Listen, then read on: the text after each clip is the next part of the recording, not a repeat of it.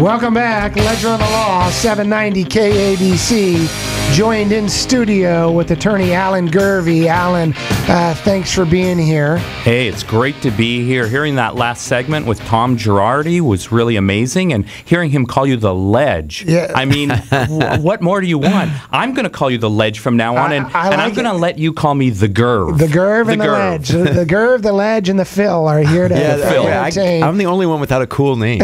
What's going on here? The G. The G's the cool name. All right. We'll call you the G. So thanks for staying through the break, ladies and gentlemen. I know you've stayed because we have attorney Alangurvy here, and I teased that before the break. We also have attorney Golden coming up later in the show. He's our real estate attorney, and I'm looking forward to having him. But so pleased to have Alan here. Alan, you come in so often to help us because we have so many workers' compensation issues and callers that want help. They've been injured on the job. If you've been injured on the job, ladies and gentlemen, now is the time. 800-222-5222. You can get your legal question answered live on air with attorney Alangurvy for the next few moments. Call in now.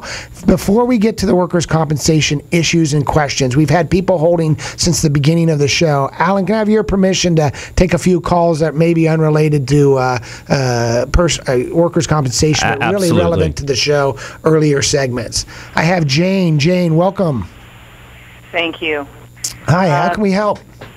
Well, with regard to the Audrey Potts situation, as a mother of a son and 3 girls, the youngest of whom is in high school right now, I feel sick, just sick about the many people who I see as guilty with regard to the behaviors that, occurred.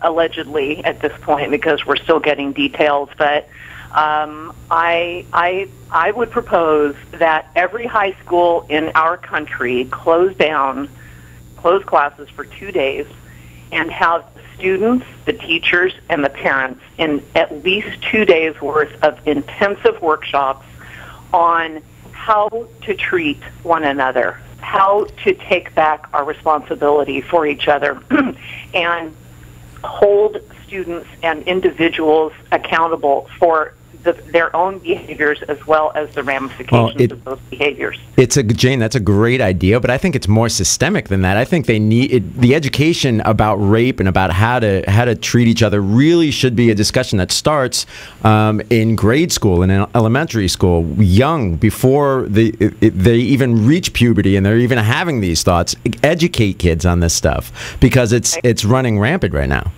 I agree. I think, I'm just saying in terms of almost a knee-jerk reaction to the situation, because we've heard so many of these cases recently, and teenagers are talking about it. My daughter told me yesterday when we were talking about this, she said, "Mom, kids are horrible. They're so mean to each other. They're so cruel."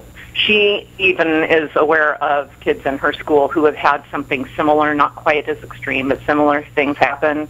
And she doesn't even like going to school. Jane, this is excellent advice. We really appreciate you calling in and giving your 2 cents. It really is helpful. Maybe 2 days, maybe a little extreme, but at least let's have some assemblies, right? We may not be able to shut down schools for 2 days, but let's have a consciousness and some awareness and some counseling for people that just don't seem to get it. I'll tell you one other thing I want to add, Jane, is it often seems alcohol related.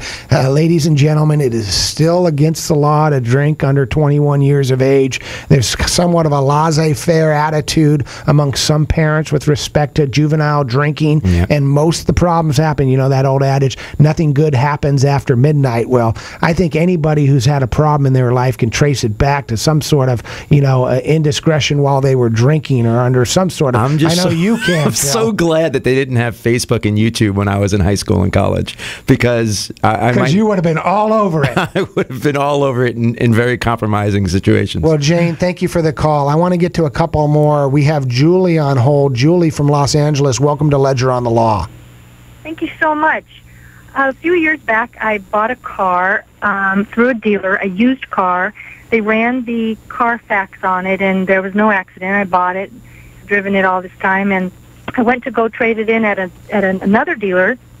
They ran the Carfax, and an accident showed up on the report on the Carfax, and I just wondered if there's any punitive action that I can take against the first dealer. This is a great question, Julie, and I just want to remind our listeners, you can call in about anything legal at any time. We're obviously going to be moving very quickly here to workplace injuries because we have the best in workplace injury, Alan Gurvy, with us. But don't hesitate to call us, ladies and gentlemen, on any legal subject. 800-222-5222 is the call-in number. To answer your question, Julie, if you go to Carfax's website, and if you ever look at their agreements after you purchase a Carfax report, a lot of disclaimers there. They've had lawyers that have helped them out prevent this type of liability. And I haven't seen it personally, but I have no doubt that if you go to their website, there will be a disclaimer section that they are not liable for any errors.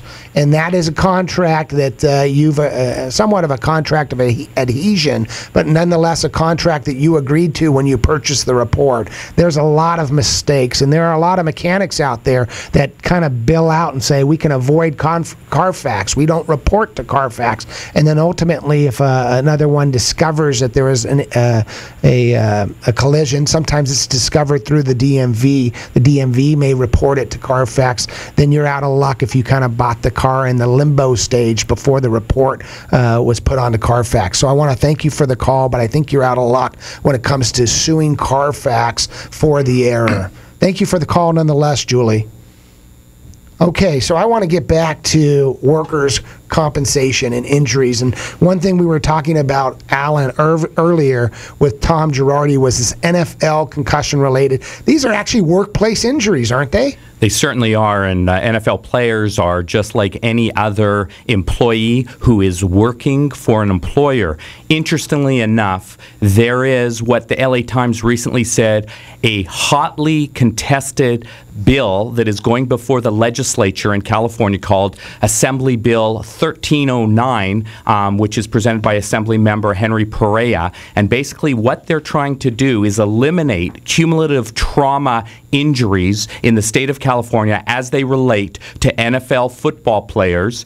And basically what they're looking at are players who have played on other teams outside the state and come into the state of California to play the game and get injured. And a lot of them are these concussion-type injuries, the chronic head injuries that seem to manifest after a while. And basically the legislature will be debating whether they should eliminate specifically for football players, NFL players, this cumulative trauma, when actually they are just workers just like anyone else, other employees who may cross the lines. Okay, so this is so interesting. We have workplace injury claim and a personal injury claim. I want to talk more about this after the break. Assembly Bill 1309 is what I'm going to discuss with attorney Alan Gurvy. I'll be right back after a very short break.